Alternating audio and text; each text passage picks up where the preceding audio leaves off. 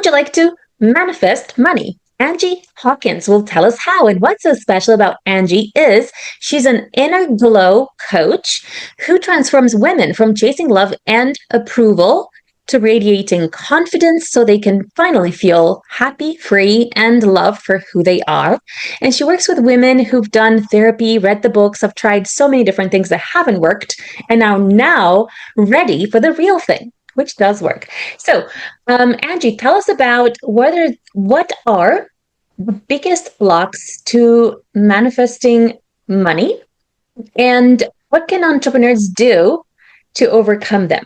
Manifestation Empress podcast with Lily Patrascu shares manifestation strategies to live your dream life. There are, in my opinion, there are two major blocks. One is having a dysregulated nervous system, because when your nervous system is constantly hypervigilant, that means it doesn't feel safe, which means you also don't feel safe to receive. And that includes money, because money is energy and everything is energetic. So whether you believe in science or woo-woo, all of that is still based in energy, which is both science and woo-woo.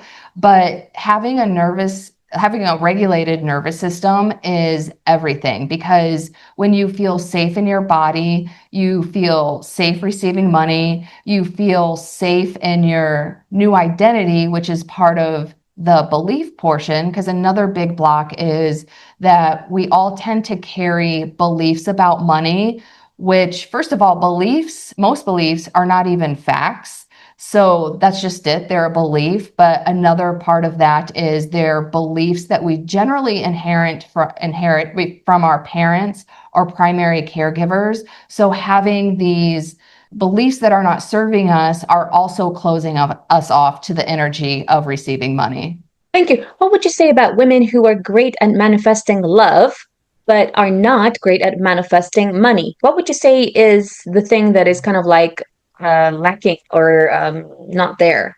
It's probably the belief behind it, because I've seen both situations where women feel safe receiving love but not receiving money, and vice versa. And usually there's a belief underneath that. So they may feel worthy of love but not money, or vice versa. They may feel worthy of money and not love. So they may have like 0 blocks manifesting money, but they have a lot of blocks manifesting love. Thank you.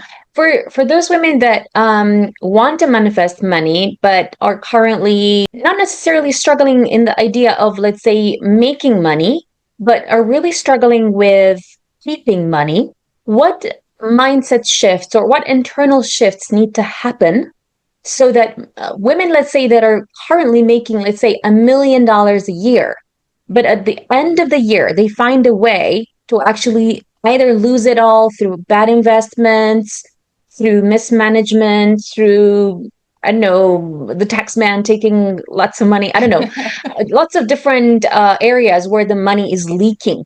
What can someone do to prevent money leaks so they can manifest money that they keep? Yeah, so usually there's one core belief underneath it all. So I'll start at the very bottom, but I don't think a lot of people will resonate with that, because a lot of times you have to peel back the layers to get there.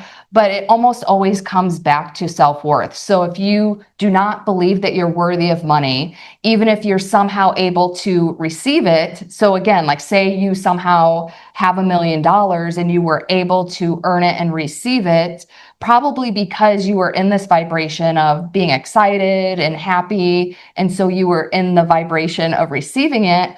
But if you have this belief that you're not worthy of it, then it's going to fall through your fingers pretty fast. But going a few steps above that, for example, I have a client, her mom's belief was, if I have money, it just comes and goes. It just falls through my fingers. As soon as it comes, it's spent. And so she inherited that as her belief. So we had to work specifically on that. And as part of that, it's hard to just simply change your belief, because again, you could just counter that belief with a different belief, because they're not facts. So you can choose your own belief at any time, but you have to change your behaviors behind the beliefs. So for her, we worked on financial education. So how can you invest your money so that it's multiplying and not depleting, and just other habits that are basically, like with her, one of the beliefs we work on was actually like being a steward and caretaker of money. Because when you care for something, for example, like a pet, like you don't want to lose it. So you're nurturing it, you're taking care of it. So, and again, money is energy. So just like would have loving energy toward a pet or something that you're caretaking, you also extend that same energy to money. And then your belief is something that it stays and that you nurture, and that it's a reciprocal energy exchange. Thank you. I remember when I was young, my mom used to be a director of a large company, but because it was like a communist country, my people had to kind of like make the same money regardless of the job that they had. So I remember that my mom was actually very resourceful. So aside from her normal salary, she would work other jobs. And then because of that, it felt like money was always there, in the sense that perhaps she would get a salary, she would use it all up today, and then tomorrow there would be new money because she found a way to be resourceful and she was always making new money. And I always felt like money is easy to make. Like it's so easy for money to come to me. And I still feel that. But I've never been kind of like a saver. I've never been, I mean, yes, I invest in property, but I've never let's say I've never had like so much as to say, oh, I'm a multimillionaire now, or you know what I mean? So I'm wondering about what mindset shifts should someone make, or internal shifts should someone make that is used to receiving money all of the time, and then I mean, you did mention a little bit earlier about that, but is there anything else that someone could put in place to keep more money? And aside from, let's say, financial education, and because I think a lot of it is it's almost like so hard to kind of like change a habit. How do you even change a habit where you're used to receiving money all the time and you're used to spending as well? Yeah, well, just to be clear, like there's a lot of general things that we talk about, but like for instance, in your situation, if your belief is, yeah, I believe money is easy to come by and it's always available and it's abundant, that's one belief that probably is attracting in money, but there's probably other beliefs that are countering that. Like, so for example, like money doesn't stay, or again, if it's not staying, there's probably a deeper rooted belief of I'm not worthy of keeping it. Or some people even have a simple belief of, I don't know how to manage money. Or some people have beliefs of rich people are XYZ, because some people think there's like negative connotations around rich people. So for example, one that I had to reprogram was, my mom would always say that rich people are sinful because she had a scarcity mindset. So her belief was that if you have money, that it's taking it away from someone else. So you could potentially have two beliefs that are kind of countering each other. So you could have a belief, money is easy to come by, I can attract it easily, and that's how it comes in and you feel safe receiving it, but then you don't feel safe keeping it, because those are actually two different things. So if you have that countering mindset about keeping it, like rich people are gross, I don't know how to manage my money, I don't deserve to have money all the time, then it's just going to fall out on the other end. Thank you. So that brings me to something that I was going to say that is very pertinent to what you said about how I thought when I was growing up, my mom had some sort of disdain for, or some sort of resentment for rich people. Like she was like, oh, these rich people, like almost like they had to have made that money in a not very good way, like taking advantage of others or that kind of thing. And I never felt that way. And I'm wondering whether, is it possible for you to be around someone who has a negative belief about money and get contaminated by that belief, even though you don't think you have it? Oh, for sure. Most of our beliefs, because in my coaching program, the very first thing we do after we identify what your beliefs are, we actually go back to your childhood because our beliefs are formed in our formative years. So they usually come from your primary caretakers. That being said, you may have different influence parents or other relatives or other people. I lost you. I lost you. Your image A froze. lot of times our beliefs tend to be solidified by validation that we see. So maybe your parents are like, oh, all rich people are malicious, but you actually were able to see validation of someone with a lot of money who was doing a lot of good in the world. So that can also influence our beliefs, but they're usually primarily from our primary caregivers in our formative years. Thank you. Let's say we know the root cause of not being able to manifest money, or manifesting money and not keeping it, or having other behaviors that somehow self-sabotage our ability to have money. What do we actually do about it? Is it that we create other manifestations, or what's the solution for someone to actually disintegrate the old belief and to implement new ones? So there are different ways to reprogram beliefs. I think the most efficient way to do it is to actually change your behaviors, which is harder because you're acting on something that isn't necessarily in coherence with your belief. But if you are, so for example, if you have the belief that, let's just say, I didn't hear that. Sorry, I didn't oh, hear that's that. okay. I have the, Like, yeah, yeah, please, let's please just repeat pick that. the belief that like money is scarce. Like, let's use the example of if I have money that it takes away from someone else, because that's actually a scarcity mindset. So you get what you focus on. So you can start focusing on how people who have money are donating to charity. You can focus on how much money there actually is in the world and how many people there are in the world, and the difference is how you're showing up. You can focus on basically just look for evidence that disproves that, and start acting in coherence of abundance, because an abundance mindset behaves way differently than a scarcity mindset. So eventually, through your behaviors, your mind actually starts to believe in abundance and not scarcity. Thank you. Tell us about your way of manifesting. Was there a particular belief that you had to change in order to manifest money? Did you notice any catalytic moment where you did it? Tell us more about your personal journey towards manifesting money. Yes. So when I first started manifesting money, I was only focused on, and then when I first started, I used the act as if theory. I have now learned about parallel realities, which is like act as if on a completely different level. And I firmly believe in that because it's actually, because again, money is energy. So when you're raising your vibration and you're in the vibration of money, then that puts you in a position to receive it. So that is a very important part of it. But since learning different things and trying different things through myself, and also now coaching clients on that, I've also incorporated nervous system regulation, because when your body is hypervigilant, it doesn't feel safe. So it's not going to feel safe to receive money. It's not going to be safe to be in this abundant mindset. So a huge part of manifesting money is feeling safe in your body and feeling safe in your new identity, which is the act as if or parallel reality version of yourself, and like feeling safe in that identity.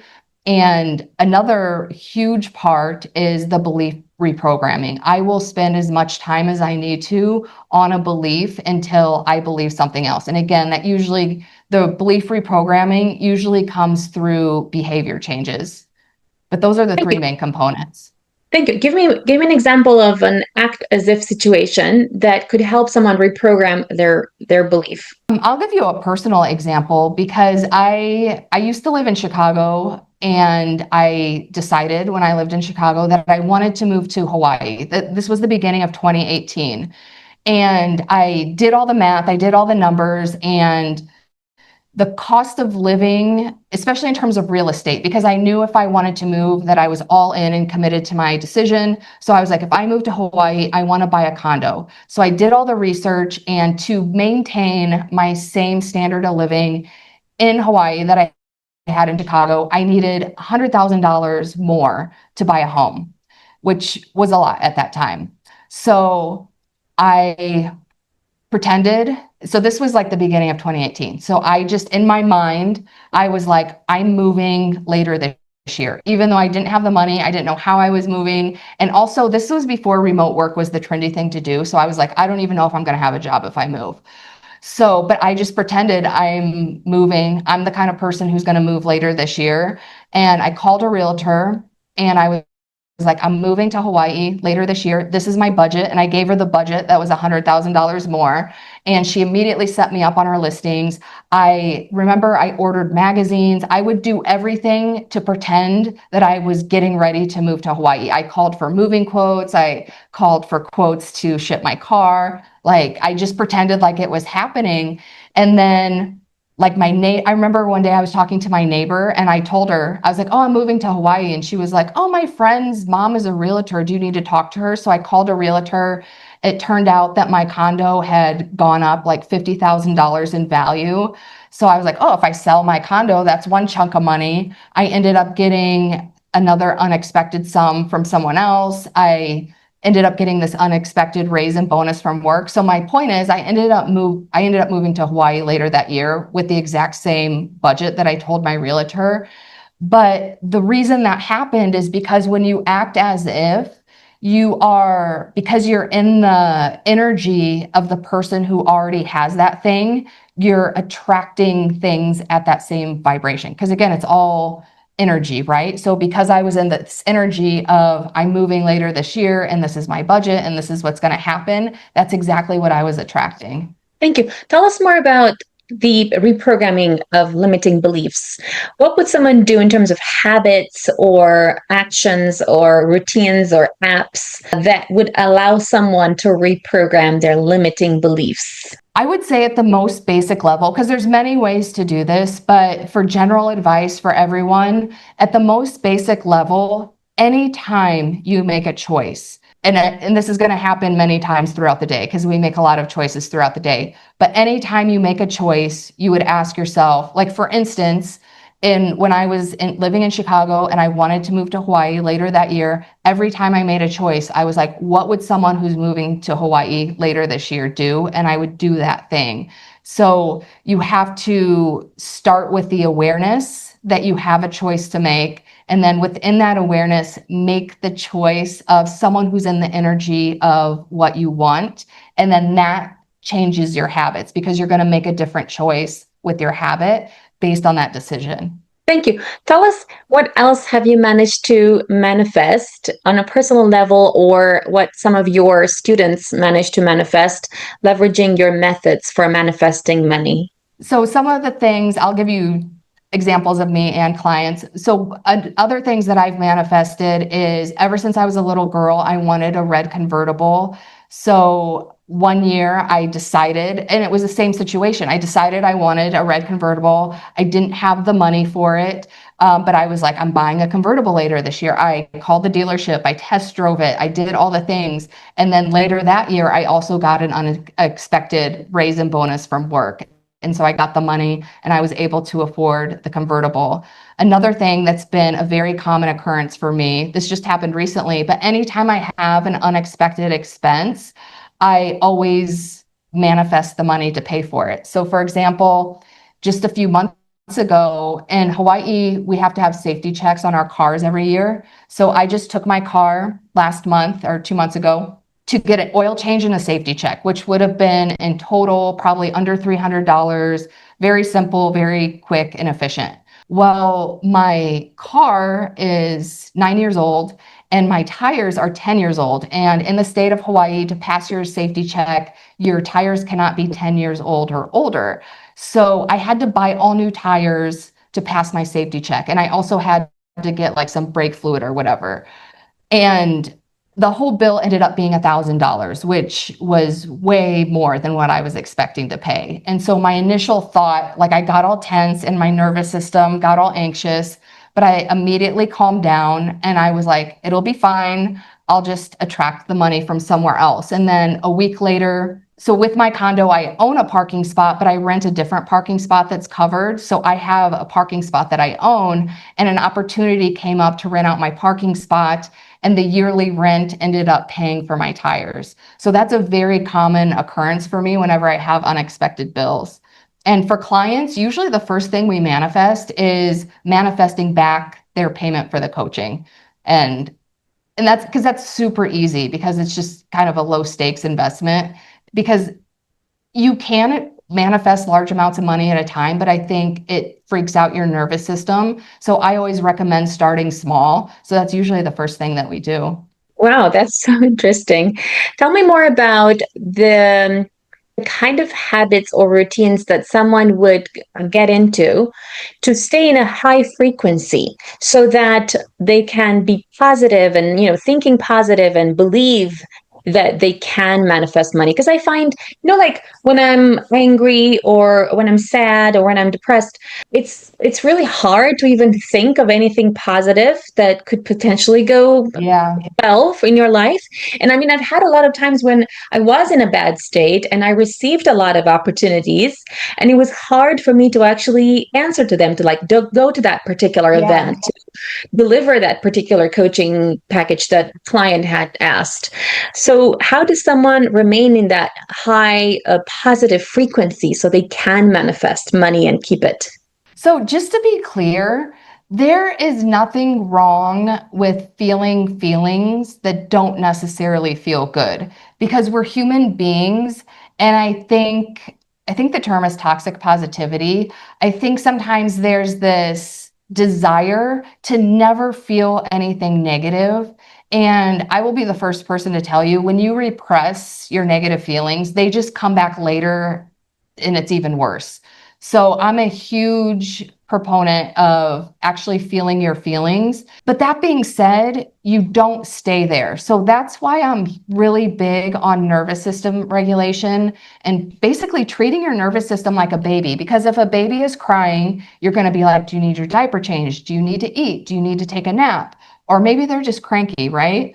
So, but with your nervous system, if you feel anxious or whatever, or low vibe, there's nothing wrong with you. It means first of all, your nervous system is working because it's trying to alert you of something.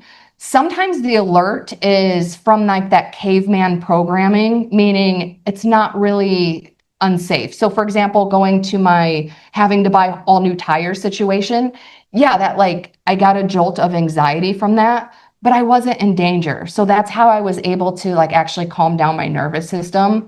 But you have to do the practice of actually feeling your feelings, identify why you're feeling them, and move through them quickly and efficiently. Because to your point, if you stay there, that's when you may not be safe receiving money, or even if you do get it, you're too scared to have it and it falls through your fingers. So my biggest advice, and I know this doesn't sound like sexy or anything, but it's regulating your nervous system and treating it like a baby. Thank you. For someone who wants to, let's say, become a multimillionaire or billionaire or whatever, would you say that that doesn't tend to work if you focus actually only on the money and not on the experiences that you're going to want to have as that particular person? And would you generally say that it's better to, rather than say, okay, I need $10,000 for, I know, my mom's operation or whatever, to instead of focusing on the money, to focus on the actual feeling that you're going to have when you have that particular experience? Or would you say otherwise and say, actually, no, focusing on manifesting money is actually fine, and you don't have to necessarily think of that particular experience you're going to have with that money? I don't know if there's a rule for this, but my opinion is you should absolutely focus on the feeling, because even if you're just, if I want to manifest $1 million, like there's probably no emotional charge there for you. And even if it is for your mom, that's still just a blanket fact. But if you're focusing on oh, I want to give my mom a good life because that would make her happy. And then I can do this and do that. When you're like visualizing all of this, it's like putting you into that feeling. And again, it's like making your nervous system feel safe in that reality. And it's also putting you in the vibration of that level of money so that you're able to be open to receive it. So I absolutely believe in the feeling aspect of it. And I think that's the only way, because if not that you can't just focusing on the money, but I don't think that's as efficient, and not sure if that would be a consistent way to do it. Thank you. So let's say someone wants to manifest $100,000. You would have them not necessarily concentrate on manifesting $100,000, but on manifesting the house they want to buy with $100,000, or the deposit they want to put, and the feeling of being in that house and that kind of thing. Is that right?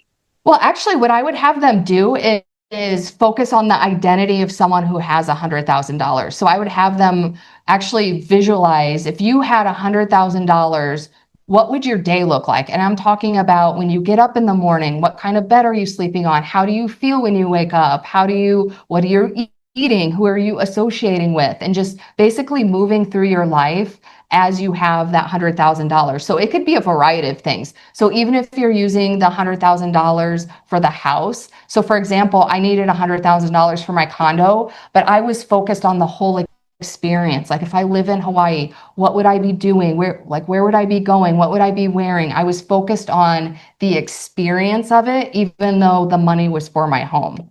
Thank you. What would you say are the biggest mistakes that entrepreneurs make when trying to manifest money?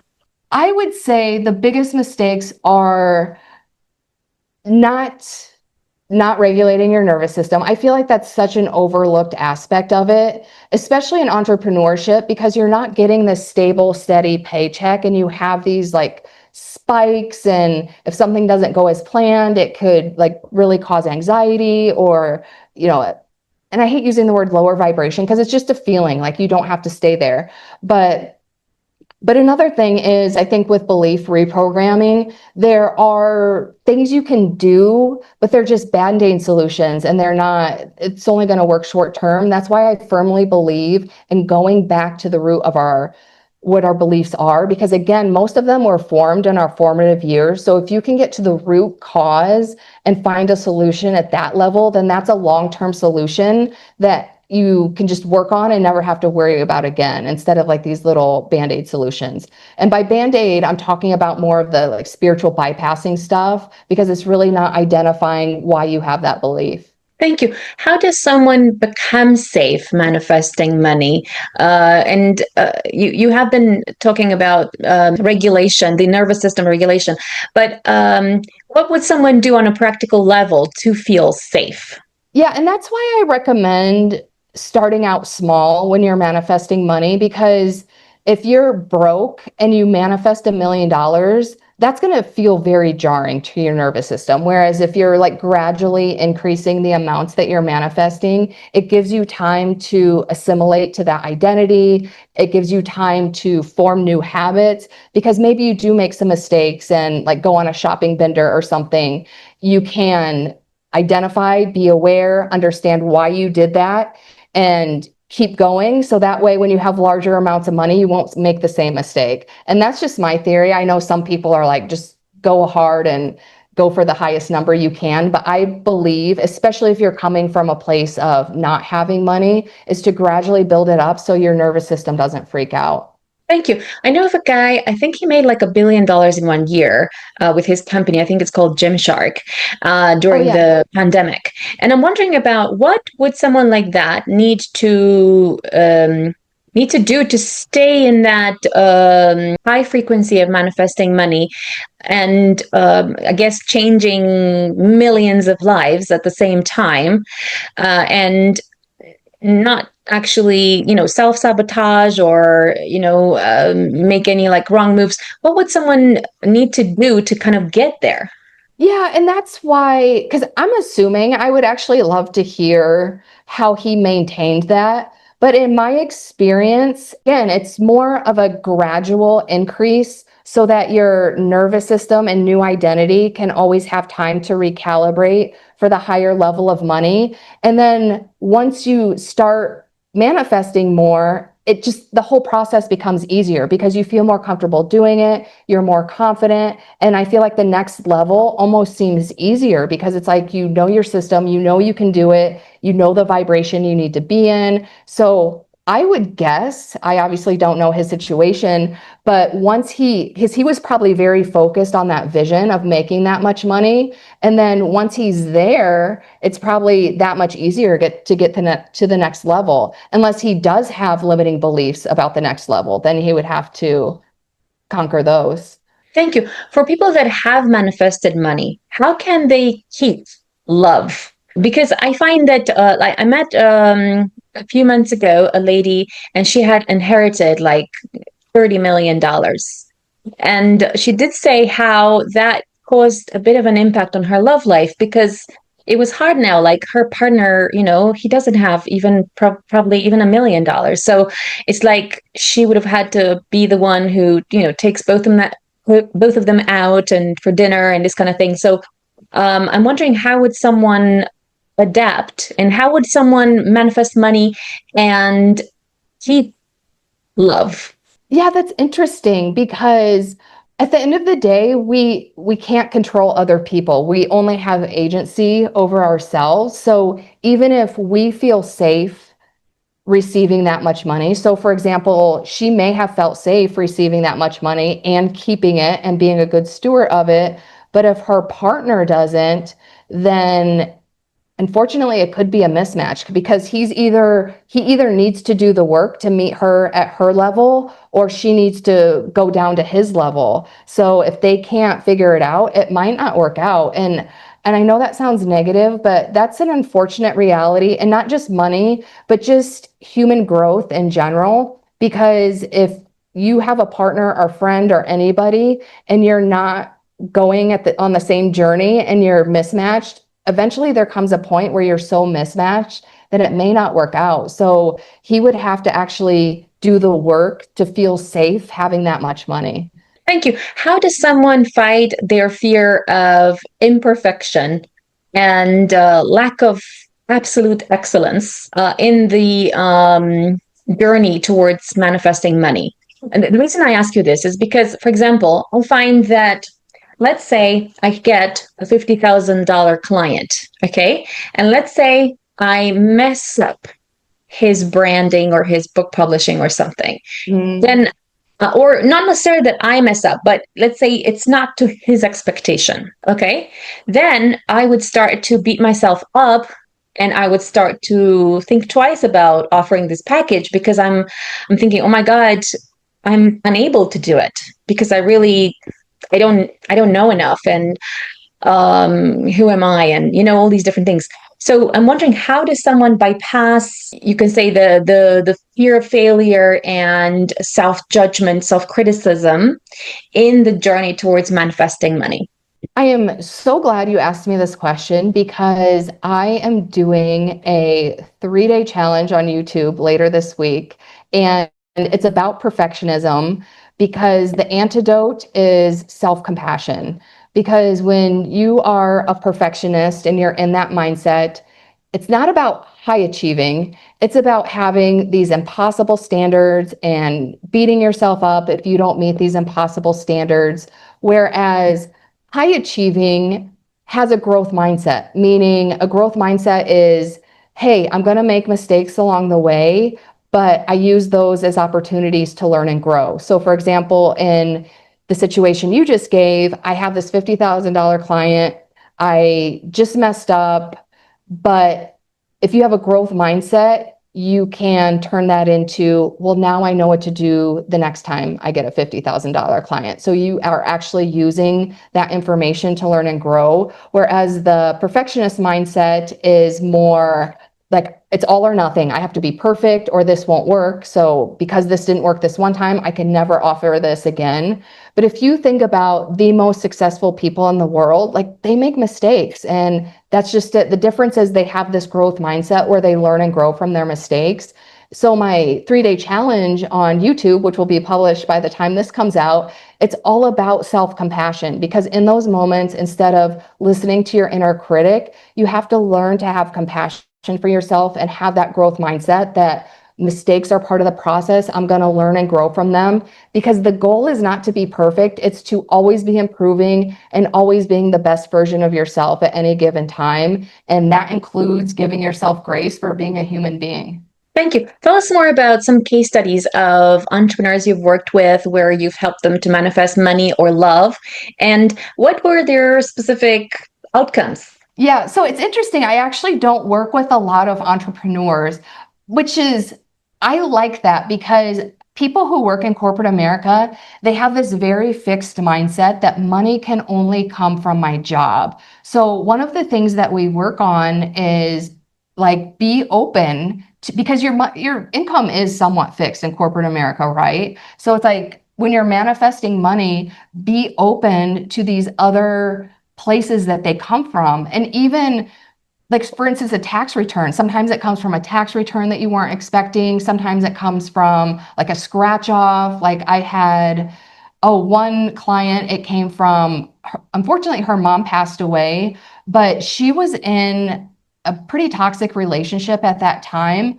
So I was looking at it like, this is a gift from your mom, because it gives you the money to move out and be on your own instead of being in this toxic relationship. But my point is, it comes from so many different sources, and you have to be open to what those sources are. I think entrepreneurs already have that mindset that money can come from anywhere, but it's fun working with people in corporate America because they have such a fixed mindset that it can only come from my job. Thank you. Tell us some more about some miracles you have manifested for yourself or for your clients. I think my own personal miracle is my Hawaii story, because I wanted to move to Hawaii that year, and at the time it felt impossible, and the sense of pride that I had when I finally moved here was so amazing, and even to this day I'm so proud of myself for doing that. So that, to me, that was the biggest miracle. Thank you. Do you believe in mind, visualizations or mind movies or anything similar that can help someone to visualize um, what they might want? Or is there another method that can help people to feel that deep feeling that they might get when they actually obtain whatever they wanted? Yeah, I highly recommend visualizing too, because again, the goal is to get into that feeling. So visualizing is a great method for that.